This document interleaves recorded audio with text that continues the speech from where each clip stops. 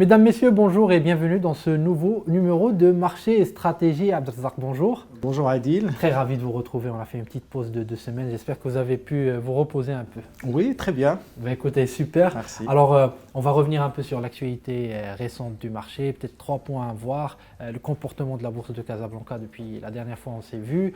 Il y a aussi la géopolitique. On a des nouveautés. Et puis, on parlera un peu de la politique monétaire, notamment internationale, parce que là aussi, il y a eu des nouveautés ces derniers jours. Alors, commençons d'abord par la bourse, ce secteur immobilier qui continue de drainer des flux, qui continue d'attirer l'attention des investisseurs. Alors oui, on en a parlé la semaine dernière, enfin lors du précédent numéro, mais on n'avait pas encore les résultats des entreprises qui sont tombés.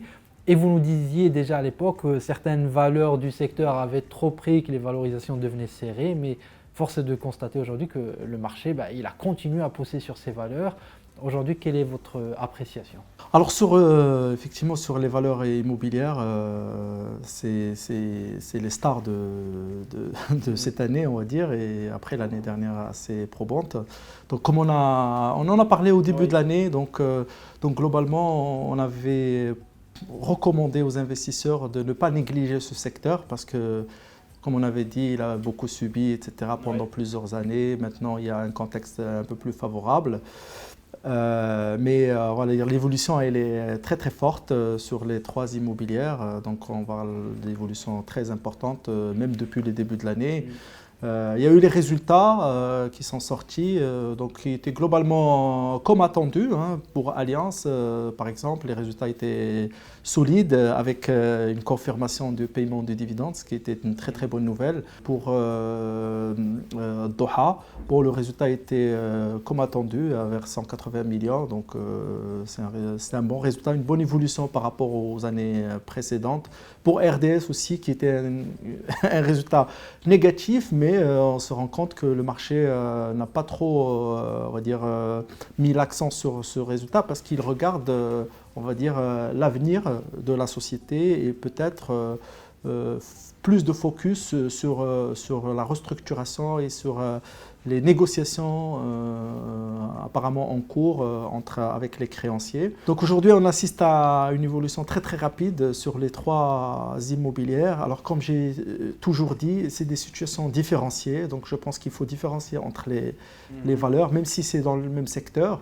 Donc il y a un dilemme parce que d'un côté, c'est le même secteur, il y a une forte corrélation entre les trois sur le marché. Mais de l'autre côté, quand on regarde les fondamentaux, quand on regarde les histoires, et c'est des histoires un peu différentes les unes des autres, voilà, il y a une évolution très très rapide. Est-ce qu'il faut commencer à faire attention un peu maintenant?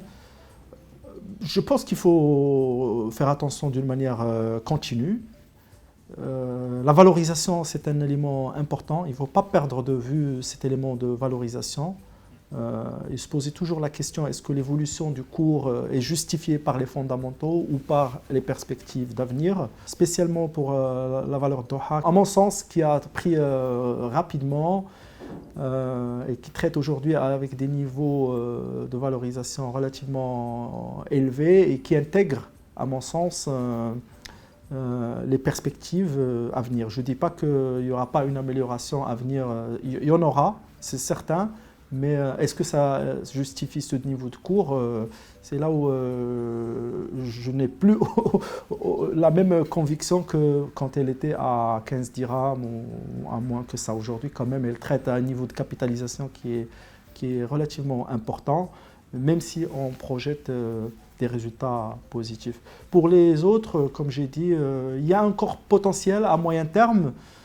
Mais l'évolution était tellement rapide que voilà, qu'il faut y avoir peut-être des corrections salutaires pour donner l'occasion au cours de souffler un peu et reprendre sur des bases plus solides. Alors, quand on voit l'évolution de ces immobilières, il y a eu quelques semaines qui étaient vraiment impressionnantes. Ça a bougé à 40-50% par semaine. C'est impressionnant avec de gros volumes. Et est-ce que ça ne met pas de l'ombre finalement à d'autres entreprises, d'autres secteurs, d'autres histoires qui sont intéressantes, bien valorisées, avec de belles croissances et finalement les investisseurs ne regardent que ces immobilières et laissent de côté de bonnes opportunités? Est-ce que c'est pas frustrant, je veux dire, pour les investisseurs et ces entreprises-là? Oui, je pense aux banques, par exemple, aujourd'hui. Oui, effectivement, les banques aujourd'hui, paradoxalement, ils traitent à des niveaux de valorisation qui ne sont pas du tout chers. On parle de 13 à 14, 15 de PE, mais leur cours est stagne. Contre 40 à 50 en moyenne pour l'immobilier. Pour l'immobilier, voilà des niveaux de valorisation qui sont devenus aussi aujourd'hui un peu élevés. Oui, c'est un phénomène marché. Je pense que c'est un phénomène conjoncturel marché parce qu'aujourd'hui, personnellement, j'ai fait un constat que le cours n'a pas le droit aujourd'hui à la stabilité, à la stabilisation. Un cours qui est aujourd'hui stable, les gens ils s'impatientent. C'est une info négative. C'est une info négative, même si la société elle est solide, mais vu que les gens ils sont amenés à faire des arbitrages, que ce soit les particuliers ou certains OPCVM, et donc voilà, n'ont pas du temps à perdre, je veux dire. Et on constate qu'il y a certaines victimes on va dire de ce succès flagrant des valeurs immobilières et quelques valeurs du BTP telles que TGCC et JET. Et donc voilà, donc les gens ils sacrifient d'autres titres, même si fondamentalement ils sont bons, pour la simple raison que le cours ne bouge pas. Je peux citer les bancaires essentiellement, Attijari par exemple, la BCP, mais aussi CFG. Donc c'est tout ça, alors que c'était plébiscité au début d'année, tout ça, voilà, les gens s'impatientent. Est-ce que pour la santé du marché, ce n'est pas un peu dangereux d'être dans ce type de configuration où tous les flux, tous les volumes vont vers un nombre très réduit de valeurs sans ruissellement sur le reste? Est-ce qu'à terme, ça peut provoquer, c'est pas pour inquiéter les gens ou les investisseurs, mais c'est juste pour essayer de comprendre et d'anticiper ce qui peut se passer par la suite? Je pense que c'est un phénomène qui est passager, qui est conjoncturel, voilà, qui est tactique. Donc quand on est un gérant d'OPCVM, on prend des décisions stratégiques, mais aussi on prend des décisions court terme stratégiques. On s'adapte au contexte du marché. Je pense que c'est la logique qui règne en ce moment. Par contre, à un moment ou à un autre, il va y avoir forcément un rééquilibrage vers les valeurs les moins chères, on va dire. D'accord. Donc c'est ça la logique du marché. On continue. La logique voudrait qu'on va vendre les plus chers et on va racheter les moins chers, y compris en intégrant aussi l'évolution future et les perspectives futures de chaque société.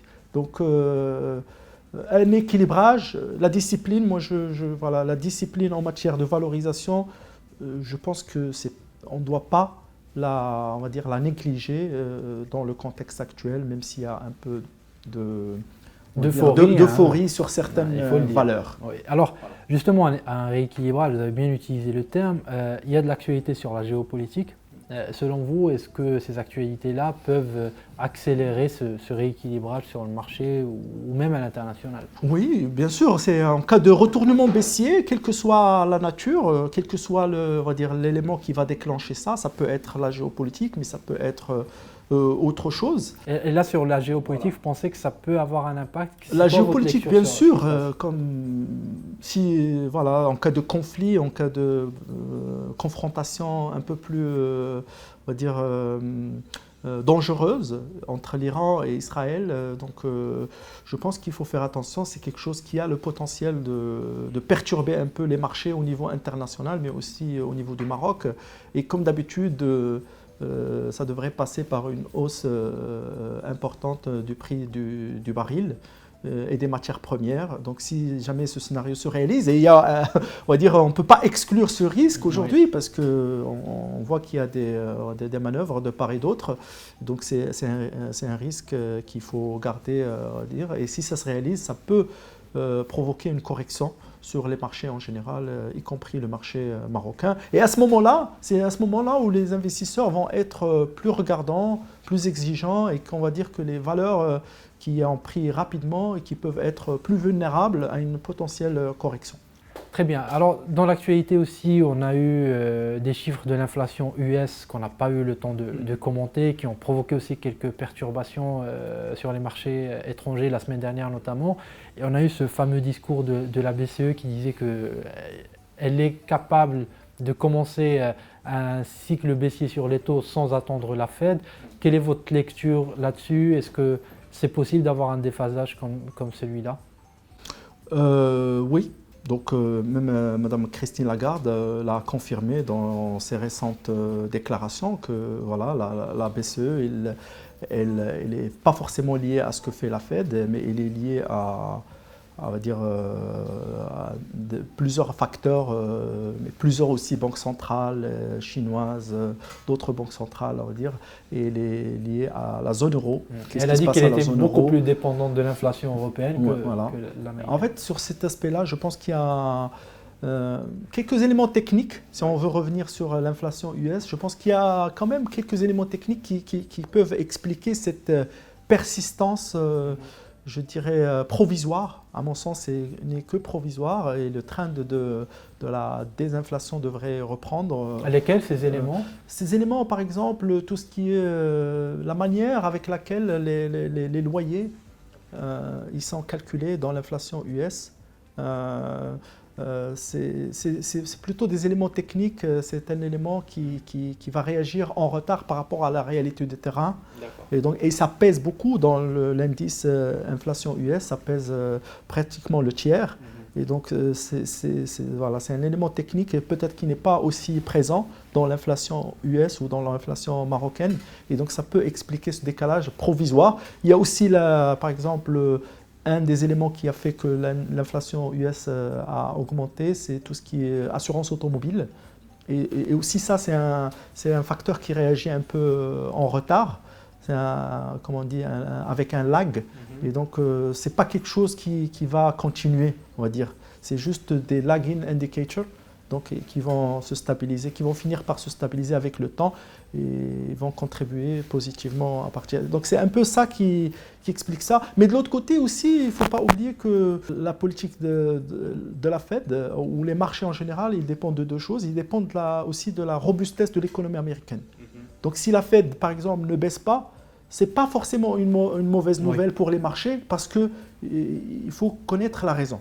Et la raison, ça peut être une persistance inattendue de l'inflation, ça c'est la mauvaise raison, mais il peut y avoir une bonne raison qui est la robustesse de l'économie et les créations d'emplois qui sont fortes et qui va avoir un impact favorable sur les résultats des entreprises. Et aujourd'hui, on est plutôt dans ce scénario-là. Ça compense. Voilà, ça compense largement. C'est que les raisons pour lesquelles la Fed ne va pas baisser ses taux, ce n'est pas une persistance alarmante de l'inflation, on va dire, et ça va être le scénario vraiment à éviter, catastrophique.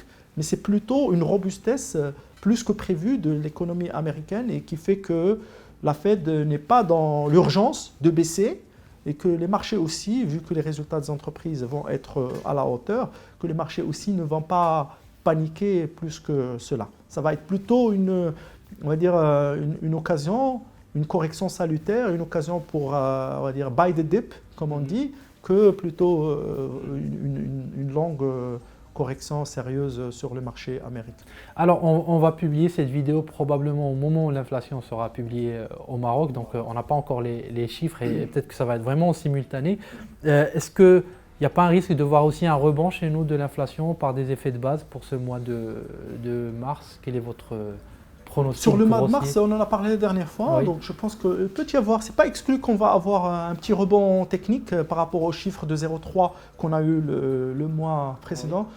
Mais je maintiens ma prévision sur une évolution négative pour le mois d'avril, qui va être publié en mai. Ok. Et en cas de rebond de l'inflation ce mois-ci, à votre avis, est-ce que le marché va bien l'intégrer, bien prendre cette information, ou est-ce qu'on pourrait avoir ça va être un rebond technique, voilà, peut-être timide. On peut avoir du 0,5, 0,6 au lieu de 0,3, qui reste largement en dessous de l'objectif de la Banque centrale de 2%. Donc, ce n'est pas quelque chose qui va inquiéter. Et surtout, si on s'attend à une continuation de la désinflation sur le reste de l'année. Très bien. Bah écoutez, on va surveiller ça avec vous, Abdelrazak, et on aura l'occasion de le commenter dans de prochains épisodes. Merci encore une fois pour vos participations. Merci à toi, Adil.